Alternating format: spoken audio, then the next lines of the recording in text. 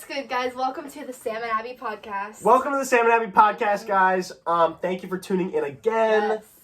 Yes. Last week we talked about lots of good stuff. This week we have a little bit of a different direction we're going. We're talking about theater. Theater. Okay, so as you guys know, our podcast surrounds like our high school stories, about like all the various things we did. We talked about field hockey the other week. Because Abby was on the field hockey team. No.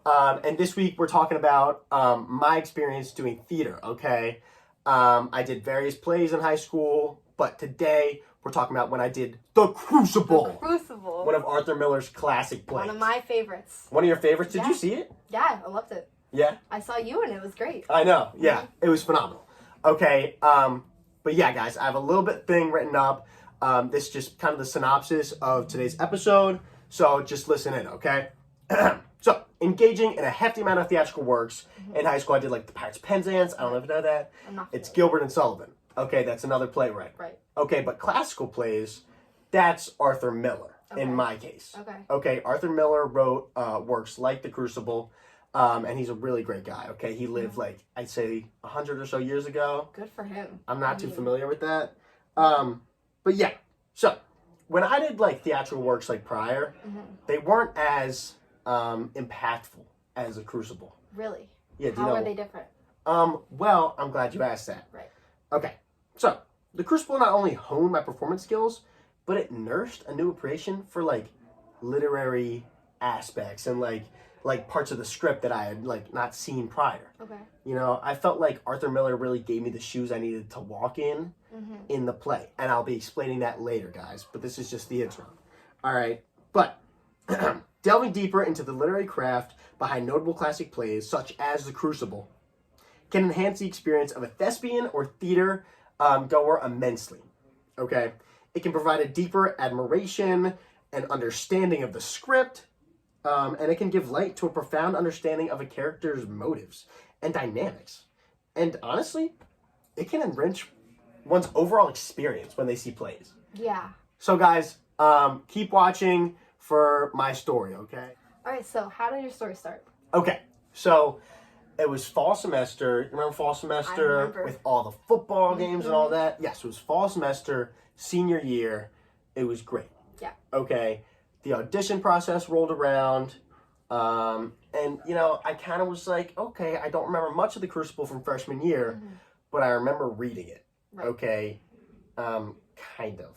A I think my head was down in the desk most of the time. But, yeah, we read it freshman year. So, I was imagining, like, you know, wrestling witches and, you know, fighting old women and, you know, hanging stuff, right? Yeah. So, yeah, that's what I was imagining. So, I kind of honed that in, okay? Right. So you were excited when they announced like The Crucible. Was Yeah, I was excited. I knew it was happening Yeah. because my director had experience or had said that he wanted to do it because that was his favorite music or his favorite play. Okay. So I knew we were in The Crucible, Right. and I was kind of okay with that. Okay. I think I was going to get the lead role? So you felt No, of course not. Who do you think I know. Yes, I did. I did think I was going to get the Of lead course. role, obviously, Why- right? Yeah. But yeah, I still had to put, you know, my game face on. So I furrowed my brows because I Right. was reading for John Proctor, who I thought was just like, you know, muscly, like, ooh, guy, like farmer guy. Right. Right? So, yeah, I furrowed my brows, tried to get some of those wrinkles on my forehead. And then I walked into the audition room, and I read the script. Okay. Okay. Were you nervous? It was my senior year, so Yeah. I wasn't that nervous, Right. if I'm being honest. Yeah. Because I knew my competition. I knew they weren't that good. So, you know, Wow. I mean, yeah. not to sound cocky or anything. Burn. It's okay. Yeah, that's okay. I mean, you saw them, the juniors and sophomores. Were, Yeah. Yeah. It was rough. It was Yeah. rough. I'll be honest. Yeah. Yeah. So, the cast list rolled around. Castless. Yeah. The cast list rolled around, and I saw my name printed bold across the top. Right. Sam Starr, John Proctor. Were you surprised? No. Of course not. Absolutely not. But I was excited. Okay, I was excited until I wasn't. Why? Well, we went to our cold read. Okay. For people that don't know, what is a cold read? Okay, So I know this episode is more tailored towards theater enthusiasts, but who don't know, a cold read is when you go into the audition process and you basically just read the entire script. Okay, if it was a musical, you would read the songs, you know, all that, or you would skip over them. But yeah, you would read the script. Okay. And normally this takes around like one rehearsal, depending how long the book is or play is. But The Crucible, if you guys don't know, has 4 acts. Not 1, not 2, not 3, 4. 4. Okay, it was insane. Right. This thing took like, I think 3 rehearsals. Yikes. Yikes is right. Yeah. So yeah, we were reading and reading and reading, and monologues just kept pouring out of my mouth. Like, this was insane. Right. Yeah, going back to freshman year, this Yeah. book is long. It's a long And one. John Proctor has a lot of monologues. Yes. Okay, so the process of memorizing, that was a little bit difficult. That took a while. Right. I'd say like 2 months. 2 months. Okay, coming around Tech Week, Okay. I like honestly was still rehearsing Yeah. and still memorizing. And if you guys don't know what Tech Right. Week is, that's when tech starts getting involved in your production, like lights, spotlights, sound design, all that kind of stuff. So you should usually have the lines memorized by then. Yes, but I didn't. Right. But as they started to stick, Mhm. as I started to get the majority down, I just didn't feel that connection between, you know, what I was saying and my character. You were having trouble relating to John Proctor. Yes, Okay. exactly. But I just kept reading. Mhm. Okay, and this one specific rehearsal that I remember was with my director. Okay, I love my director. He's a great guy. But yeah, I was a solo director, rehearsal, Mhm. and he sat me down, he looked me in the eye, and he was like, pick out a scene. I was like, okay, I'll pick out a scene. And I picked out a scene between John and his wife, Elizabeth. Mhm. Okay, these are the two, I wouldn't call them love interests of the play, Right. because there's definitely some conflict Okay. going on between them. Yeah. But yeah, so it was them two, and they were Mhm. arguing over the affair that John had with their maid Abigail. Okay, the All one right. that starts all the witch The conflict, troublemaker. the troublemaker. Mhm. Exactly. Classic So- Abigail. They were arguing, and I was just rereading and rereading, and then something clicked. Okay, Mhm. it was like a light switch turned on in my head. Okay. Okay, it just made sense. You know, all these Mhm. underlying messages kind of like crept to the forefront, Right. and it was just it was honestly eye opening. Okay. It was so cool, and I felt like from then on out, like I saw that Arthur Miller gave me what I needed Mhm. to, portray the character of John Proctor appropriately. Right. What about that scene like stood out to you? What made you choose it? Well, it was in Act 2, and Act 2 is probably my favorite of Okay. the whole thing. But it was just like such like a cool like argument scene. Mhm. Like Elizabeth was yelling at him, he was yelling at her, and I love those really dramatic scenes. I don't really like comedy plays. Okay. I'm more of like a dramatic scene guy. Yeah. But again, guys, like the classical plays, you don't know this, but they give you so much to work with. And even if you're just like seeing the play, like you can just understand it and appreciate what like the writer is doing for the actor. Okay, right? That makes sense. But yeah, it was just such a cool experience.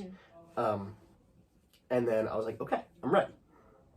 So we get to opening night. Okay, it's a Friday night. Right. It was awesome. Like, I know it's a very old school play, but it was hype. Okay, I had the energy was flowing. And then we got on stage, Act 1. I'm not in Act 1 very much. John Proctor isn't in Act 1 very much, but what happened was good.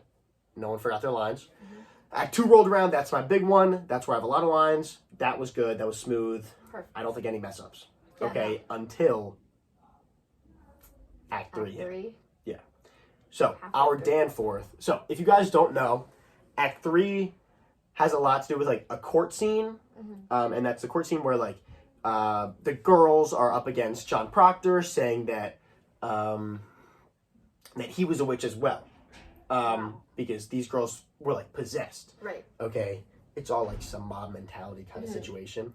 But, yeah, the girls were possessed, and they were trying to pin the blame on John Proctor. Right. Okay, to get him hanged. But our Danforth, our judge, like the big judge of the whole thing, great guy, great actor, but he forgot his lines. Not only did he forget his lines, but he jumped like 2 pages forward. Does that happen often, like on stage? It's happened to me a couple times. Super embarrassing. I'll tell that like in a few weeks. Okay. On the other episodes. Yeah. But long story short, me, my other actor on stage, we forgot all our lines. We were jumping around the entire thing, and every in between we would just kiss. I mean, what else do you do? Yeah, I don't know. It was like a romantic scene, so it kind of made sense. Yeah. But that was funny. Okay, but getting back to the Crucible guys. Right. So we were in Act 3, and our Danforth just kept going to different places. But the first time, he went 3 pages forward, and then it was my line. Okay, and for an actor, it's kind of muscle memory mixed with how much you know the scenes. And me, I knew the scenes really well because I'd had so much time with them, but it was just, sorry guys, the producer came in and he was just asking about what we were doing next week, so we had to tell him, but now we're back. Okay, where were we? You were talking about Danforth forgetting his lines. Right. You knew the scenes really well, you said. Right, yeah, so I knew the scenes really well, but as an actor, you're on stage, okay, it's just raw emotion, and I just went with it. Okay, you know, all my lines were pretty similar in this part, so it kind of made sense to me. Yeah. But then as the scene progressed, I knew we were wrong. Okay, and I had to make it make sense to the audience, because that's the biggest thing. Back on track. So I had to find a way to get back on track. Exactly. How do you do that? Were you panicking? Yeah, I was panicking. Yeah. Sweat was like dripping down my back. Like I was getting red in the face. Yeah. It was not good. Okay. And I remember just doing the same thing over and over again. But again, I knew my stuff. So I like started working my way back with lines that I knew already. And then I got it back going. Okay. I got the train back on the rails. There you go. Yeah. Yeah. And it ended up working out. I was really proud of myself that night. Yeah. But again, it's just how well you know the work. Yeah. Okay, guys, if you guys are in a play or watching a play, get familiar with the work. There's so much more to do with theater than just learning the lines, learning the characters, and learning like your stage directions. Okay, there's so much like literary knowledge that you can have just like in the book already. Yeah, I think I'm not like a big theater person, but just from like talking with you about it, I've learned that there's like a lot more to it than just like memorizing lines, and it's just like a genuine passion for like creating something. Yeah, and you saw the play. I saw it, and I saw it come to life. Right. Yeah. See, were you there opening night? I was there, and honestly, I couldn't even tell. Like whenever you guys were messing up the lines, it wasn't even noticeable. Exactly, guys. See, that's just why it's so important to know your stuff. Yeah. Okay. So just to recap, like overall, like finding the subtextual message by dissecting an author's work, it can give an actor or theater enthusiast the shoes they need to walk in to grasp a classic play, like The Crucible. Through my experience, I developed a connection with my character, John Proctor. I have a sticker on my water bottle that says, "I saw Goody Proctor with the devil." Like, it just had that much of an impact. Dedication. It's dedication. Thank you. And honestly, I feel like Arthur Miller just outlined that for me. Like, he gave me the shoes I needed to walk in. I know I said that, but it works. I mean, what a great guy. You know, honestly, like, this connection that I had with the play aided me in keeping the play on track, even when it derailed. Okay? He gave me the shoes that I needed to walk in, and the only way I learned how to tie them was through understanding and experiencing the literature. Wow. Sorry, guys, I just get so passionate about this stuff. Yeah. Thank you. Yeah. But yeah, that's my story. Like, do you have any questions or anything? I don't know. I mean, that was just really moving. I think, like, do you think if you continue in theater, like, what lessons from The Crucible are you going to take with you? Thank you. That is a great question. I'd say my biggest thing, get familiar with the work. Okay. Like, read it, understand it, go with it, go through it with someone else that you know, maybe a fellow actor or your director, but just overall, like, feel your work. Wow. Like, there's something so special about, like, not only portraying a work, but, like like crying when you're on stage, Yeah. or working your way back if someone messes up something. Know that thing thick and thin. Yeah. Okay, because honestly, like that's the best thing you can do. Yeah, I as an think actor. just like knowing the person that you're playing, like Yes. even if you maybe don't know the lines, Yeah. just knowing like the like isms of that person, like how they act. Exactly, and that can help with improv too. Yes. Like if it does mess up and that event does happen on stage, like you can, I don't know, improv your way out of it. Okay. Do you know what improv means? Tell me about it. Okay. Well, if you guys don't know, I know you guys are theater enthusiasts, but people who aren't and are still watching, improv is kind of it's kind of making up your own scene, not really scene, but just like making up your own dialogue, your scene, your character, kind of filling in the blanks. Okay, like you have no script, you're just going with the flow. You're just going with the flow, but Okay. you're still playing a different character. You're still acting. That sounds difficult. Yeah, actually, I started improv club Really? in high school. Yeah, you never came to the meetings, but I know, I was busy, you know. it's okay. We didn't have like showrooms, so like Right. whatever. It was kind of just for fun. Yeah. But I put on my college application, I mean, and that's how we're here. wow. I know. Penn State. We are, guys. Again, like, subscribe. I think that's the end of this podcast. Do you have anything to say? I have nothing else to add. But that's one of my favorite stories from high school. I think it's a good one. I'm glad you guys got to hear it. I don't know what we're doing next week. I was thinking we could like try different types of ice cream. I mean, the creamery is here. The creamery is here, guys. If you didn't know, we do go to Penn State now. Came all the way from Maryland. Pittsburgh, Maryland. Isn't I'm that from in, Maryland. Isn't that in Yeah, Maryland? I'm from Pittsburgh, Maryland. Pittsburgh, Maryland. Yeah. She was one of the transfer students. Right, yes. But Yeah. yeah, it works. So let us know if you guys want to see that next week. Leave comments down below. Thumbs. Thumbs, all guys. The good things. All the Subscribe. thumbs. Subscribe. And yeah, listen in. I think we're getting tiny microphones next week.